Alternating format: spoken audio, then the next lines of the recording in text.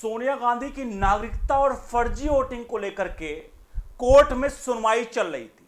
पिछले 1 साल से ज्यादा के वक्त भी गुजर गया और एक जज साहब पूरे केस की उन्होंने सुनवाई कर ली, सिलसिलेवार एक एक तथ्यों और फैक्ट को देख लिया और अंततः उन्होंने फैसला सुरक्षित कर लिया और उन्होंने कहा कि मैं इस पूरे प्रकरण पर आदेश अपना फैसला सुनाऊंगा और 25 जुलाई को उन्होंने अपना फैसला सुरक्षित रखा और 1 अगस्त को एक नोटिफिकेशन आता है जिसमें उस जज साहब के ट्रांसफर का मतलब एक उनका नाम होता है उस ट्रांसफर की लिस्ट में।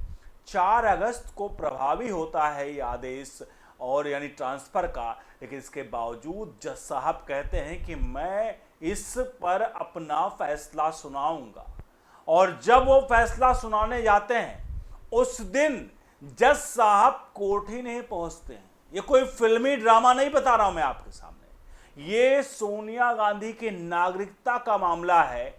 जो नागरिकता उन्होंने 1983 में हासिल की थी, आपको याद होगा, अगर आपको जानकारी के लिए बता दूं तो उसके अलावा उन्होंने 1980 में वोटिंग दे दिया था। इनका पहला वोट 1980 में पड़ गया था, जबकि उन्होंने नागरिकता 1983 में हासिल की थी और 1968 में जो है राजीव गांधी से मतलब ये सोनिया गांधी की शादी हुई थी।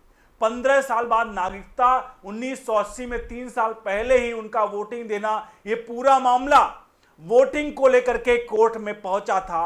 लेकिन चलिए आपको दिखाते हैं पूरी खबर, जहां आपको साफ पता चलेगा कि आप सरकारें कितनी बदल लीजिए, अगर सिस्टम हमारा है तो आप कुछ भी कर लीजिए, आप मेरा बाल भी बांका नहीं कर सकते हैं। यही अब हो रहा है सोनिया गांधी के साथ। बहरहाल इस पर अंतिम फैसला जो आना था वो नहीं आया है, लेकिन पूरे घटनाक्रम को समझेंगे तो आपके वाकई में होश पाक्ता हो जाए। इस पूरे प्रकरण पर एक सवाल आपसे पूछूंगा, क्या यह इत्तेफाक है? जज साहब 25 जुलाई को कहते हैं कि मैं फैसला सुनाऊंगा, महज 5 दिन बाद 1 हफ्ते के भीतर उस जज साहब का ट्रांसफर लिस्ट में नाम होता है और ट्रांसफर हो जाता है और जज साहब जिस दिन फैसला सुनाने आने वाले होते हैं उस दिन जज साहब कोर्ट ही नहीं पहुंचते हैं। खबर आती है कि जज साहब आज छुट्टी पर हैं। तो ये आपको लगता है कि इत्तेफाक है? ये इत्तेफाक लगता है आपको? और मैं आपको बता दूं, इस खबर के मैं आपको अगर खबर सुना रहा हूं तो मेरा कोई भी मकसद नहीं है कि मैं कोर्ट में जो चल रहा है उसके मामले में, मैं सिर्फ ये बताना चाह रहा हूं कि आखिरकार ये पूरा घटनाक्रम जो चल रहा है उसके पैरेलल में क्या भी कोई एक ऐसी अदृश्य शक्ति है जो इस पूरे मामले को चला रही है। मैं एक अदृश्य शक्ति के बारे में यहां पर आपके सामने डिस्कस कर रहा हूं। तो चलिए आपसे भी चाहेंगे इस पूरे मामले को जरा पूरा मैं इस पर प्रकाश डाल दूं इस पूरे मामले पर, और आपसे चाहूंगा इस पूरे प्रकरण पर अपनी राय प्रतिक्रिया जरूर दीजिएगा और वीडियो को लाइक शेयर जरूर करिए।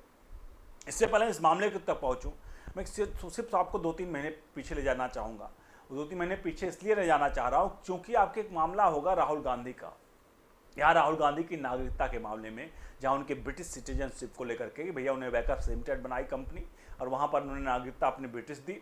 इसको मामले में आपको याद होगा 17 मार्च अप्रैल की तारीख थी, एग्जैक्ट मार्च अप्रैल की तारीख थी जब उन पर फैसला आने वाला था और फैसला लिखित नहीं आया। उससे पहले जज साहब ने, जस्टिस आदित्य विद्या जो लखनऊ हाईकोर्ट के इलाहाबाद हाईकोर्ट के लखनऊ खंडपीठ के जज साहब थे, उन्होंने कहा कि एफआईआर जांच के आदेश कथित तो मौखिक तौर पे और सीबीआई जांच के आदेश और एफआईआर के वो दिए थे, आदेश दिए थे, लेकिन महज 3 दिन के भीतर या 24 से 48 घंटे के भीतर उस जज साहब ने अपना केस छोड़ दिया और उसके बाद वो मामला अभी भी अधर में लटका हुआ है।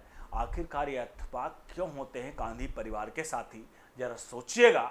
अब चलिए हम आपको दिखाते हैं सोनिया गांधी वाले मामले का प्रकरण क्या है। जरा आपको बता दें ये मामला कब से था और अभी अभी अचानक से जो इत्तेफाक आए हैं इत्तेफाक का ये सरकमस्टेंसेस क्या है वो जरा समझिए आपके सामने। देखिए सोनिया गांधी की वोटर लिस्ट मामले में टाइमलाइन में आपको बता दूं तारीख क्या क्या हुआ है। 11 सितंबर 2025 को एसीजेएम वैभव चौरसिया की अदालत ने सोनिया गांधी के खिलाफ एफआईआर जांच की मांग वाली शिकायत को खारिज किया था। उसके बाद 9 दिसंबर 2025 को स्पेशल जज विशाल गोगने ने सोनिया गांधी और दिल्ली पुलिस को नोटिस जारी किया था। 7 फरवरी 2026 को सोनिया गांधी की ओर से जवाब दलील के मामला आगे बढ़ा था। 30 मार्च 2026 को कोर्ट ने सोनिया गांधी के खिलाफ याचिका की दलीलें सुनी और मामले की बहस आगे बढ़ी। 18 अप्रैल 2026 को याचिकाकर्ता ने 1980 की चुनाव आयोग की रिपोर्ट को रिकॉर्ड लेने की मांग की थी। 16 मई 2026 को अतिरिक्त दस्तावेज रिकॉर्ड पर लेने की अर्जी दाखिल हुई। 4 जुलाई 2026 सोनिया गांधी की ओर से अतिरिक्त दस्तावेज करने वाली यहां पर अर्जी जवाब दिया गया। यानी जो मैंने अभी तक टाइमलाइन दिखाई, ये टाइमलाइन पिछले 1 साल तक की थी। अब इस टाइमलाइन में ट्विस्ट कब आया है, क्योंकि अभी तक तो भाई सिर्फ सुनवाई हो रही थी। सोनिया गांधी सुनवाई से कोई फर्क नहीं पड़ता, कोर्ट कचहरी FIR ये सब चीजें होती रही, लेकिन जब किसी मामले के अंतिम फैसले पर आता है तो कोर्ट में कैसे मामला पलटता जरा देखिए। ये सब कुछ मैं आपको कोई ख्याली पुलाव नहीं कर रहा हूं, जो पब्लिक डोमेन में अवेलेबल है उसी आधार पर मैं आपके सामने बता रहा हूं। अब देखिए इस FIR दर्ज वाले मामले में सोनिया गांधी की जो उन्होंने 1980 में अगर उन्होंने वोट डाला, 1983 में नागरिकता ली, इसी को लेकर जो FIR दर्ज था, इसी के जांच के आदेश करने के लिए जो कोर्ट में वो चल रहा था, उसको लेकर के अंतिम में क्या हुआ जरा देखिए, अंतिम ट्विस्ट क्या है। अब सबसे महत्वपूर्ण कड़ी आपके सामने आई है, इसे जरा समझिएगा। 25 जुलाई को सुनवाई पूरी होती है और फैसला सुरक्षित रखा जाता है। सोनिया गांधी के फर्जी वोटिंग, अब फर्जी वोटिंग कहें जो भी कहें, मतलब उनका नागरिकता 1983 में ली और 1980 में उन्होंने वोटिंग की, तो इस पर 25 जुलाई को फैसला सुरक्षित रखा गया। 1 अगस्त को ट्रांसफर आदेश आता है उस जज का जिस जज ने फैसला सुरक्षित रखा था। इसे कोइंसिडेंस समझते हैं तो ठीक है, समझिए, मैं नहीं कह रहा हूं। इसके बाद 4 अगस्त से ही ट्रांसफर प्रभावी हो गया। यह भी नहीं कहा गया कि एक high profile case Sonia Gandhi का है, कम से कम उसके लिए रुक जाए चाहे। उसके बाद 13 अगस्त को फैसला सुनाने वाले दिन, लेकिन जज साहब छुट्टी पर थे और फैसला नहीं आया। अगर इसे आप इत्तेफाक समझते हैं तो ठीक है भाई, आप भी इत्तेफाक समझिए, हम भी इत्तेफाक समझते हैं, और हम सभी आंखें बंद करके केवल और केवल ये खेलते हैं कानून कानून और न्यायपालिका, ये सब कुछ खेलते रहिए और कहिए कि हाँ भाई ये तो आम बात है, कोई बात नहीं। 25 जुलाई को आदेश आने वाला, मतलब फैसला सुरक्षित रखा गया और 10-12 दिन में आदेश आने वाला था। जज साहब को छुट्टी पर भेज दिया, जज साहब को ट्रांसफर हो गया। उसके बाद जज साहब जिस दिन फैसला सुनाना था छुट्टी पर चले गए, वगैरह वगैरह, कहानी पूरी हुई। अब समझिए इस पूरे केस में, अब इस केस में ये नहीं है कि जज साहब अभी फैसला नहीं सुना सकते, जज साहब फैसला सुना सकते हैं, ऐसा क्लॉज है। लेकिन चूंकि जज साहब का ट्रांसफर हो गया है, एक केस मैक्सिमम बनता है कि जब कोर्ट से किसी का ट्रांसफर हो जाए तो उस कोर्ट में ही सुनवाई होगी। ऐसा नहीं कि अलग कोर्ट में सुनवाई होगी, जज साहब जहां पहुंच जाए वहां के फाइल ट्रांसफर कर दी जाए। यानी जज साहब को उसी कोर्ट में सुनवाई करनी पड़ेगी जहां वो कर रहे थे। अब ऐसे में कभी भी कोई केस अगर जज साहब छोड़ते हैं तो ऐसा नहीं कि जज साहब ने जितनी फाइलिंग की है उसी आधार पर दूसरा जज आकर के उस पर फैसला सुनाएगा, नहीं। ये हमारे कानून का सबसे बड़ा लूपहोल भी होना चाहिए, और है भी, मुझे लगता है। अब अगर कोई दूसरा केस जज इस केस को में आता है तो उसे क्या करना होगा, फिर से मामले की किनारे से सुनवाई करनी पड़ेगी। यानी 25 दिसंबर 2025 से लेकर के अब तक जितने भी लगभग साल भर के आसपास का, 2-3 महीने छोड़ दीजिए अगर, तो साल भर के आसपास का वक्त गुजरने को जा रहा है।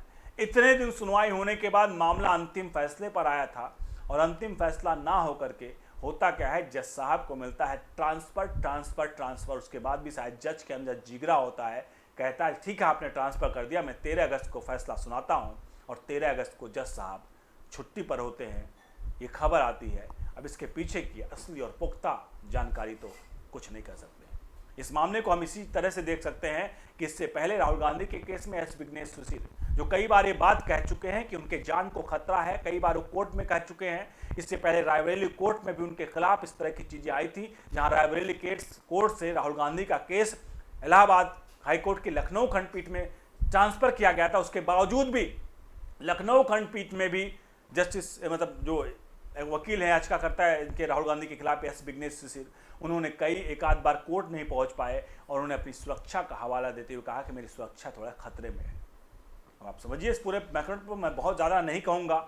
सोनिया गांधी को आपने देख दिया कि सोनिया गांधी अभी इस उम्र में भी किस तरह की चीज़ें कर रही हैं। जहां वंदे मातरम चल रहा होता 15 अगस्त के दिन, जो संसद से उस मंदिर से पास हुआ बिल है, उस पर सोनिया गांधी संसद और कानून और चीजें क्या होती हैं आप समझिए, वो तुरंत ही रुकवाती हैं, कहती है रोक दो इस वंदे मातरम को, क्योंकि वंदे मातरम शायद किसी खास धर्म को पसंद नहीं है। वो खास धर्म कौन है? सोनिया गांधी किसको तवज्जो देती हैं, ये सारे सवाल अभी भी मुभाए हुए खड़े हुए हैं। लेकिन सवाल एक जरूर है कि मन में शक और शुबहा जरूर साबित हो मतलब जाहिर होता है कि भाई आखिरकार 25 जुलाई को अगर फैसला आना था तो 1 अगस्त को ही उनका ट्रांसफ़र होने का, इतने हाई प्रोफाइल केस वाले जज का ट्रांसफ़र होना, सरकारें कितनी बदल दो, सिस्टम हमारा है, कि शायद एक अनूठा उदाहरण है। फिलहाल इस पूरे प्रकरण पर मैं कोई भी पुख्ता नहीं कर रहा हूँ, ना आरोप लगा रहा हूँ कि सोनिया गांधी ने ट्रांसफ़र करवाया, हुआ है नहीं हुआ है, ये सब अटकलें हैं और हमने अटकलें आपके सामने दिखाई हैं।